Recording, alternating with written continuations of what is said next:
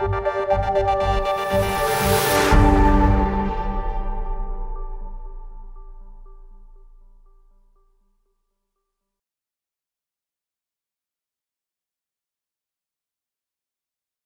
views on this, Mr. Fanish, just to give your inputs on the distance learning, because that part is a very important aspect of what I was thinking.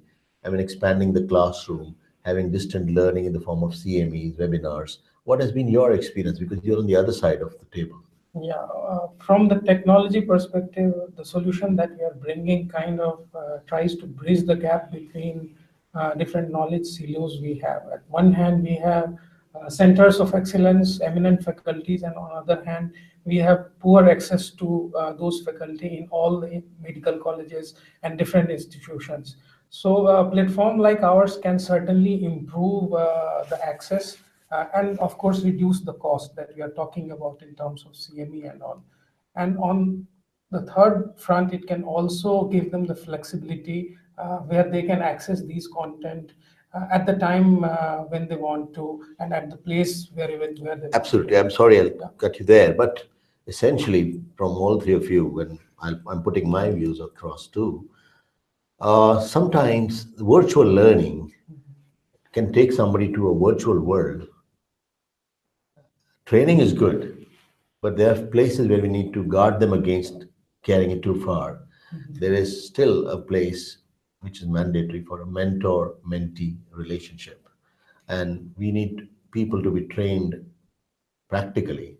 While these are doing a great job, the CMEs can help expand our classrooms as I started in the beginning. But there is nothing that can replace learning at the elbow of your trainer, because your mentor is going to teach you as to how to actually do it.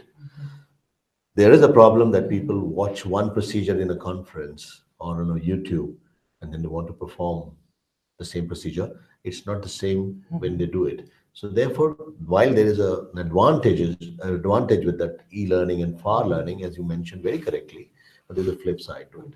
Your views on that, Dr. Gupta? Yes, I think I entirely agree with you that the virtual learning or e-learning has got a role to play only to increasing the efficiency and the skill part of that.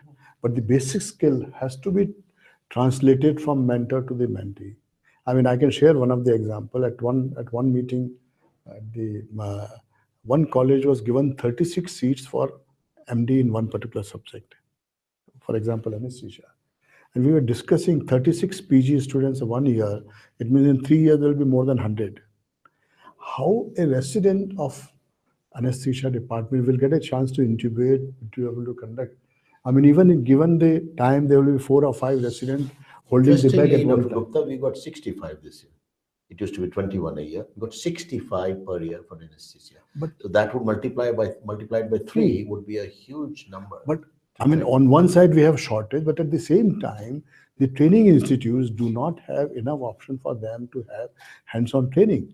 I mean, to able to intubate. Agree with your point taken. This is a very, very serious issue. It's very, very important. Anything there, Dr. Oni? Well, I feel that technology is just a tool, and it is in the application of the tool that the results lie. So, for example, if you look at institutes where electronic health records are instituted, or you have these technology-based institutes, you will find that sometimes in the desire to document things better, the patient looking at the patient's face may be a problem because the doctor looking at the computer screen. So at the same time, we can't argue that the process of documentation and digitalization has actually helped the patient. So it is in the fine balance, the middle path where you use technology for the good, and at the same time you are able to ward off the problems with technology. So having a face-to-face learning, no doubt important, but there are areas where digital learning can also help. So I think it is in the discerning mind that can decide where to place this and where to place that, and that is where I think experts like you would come in and then be able to guide the country to better levels.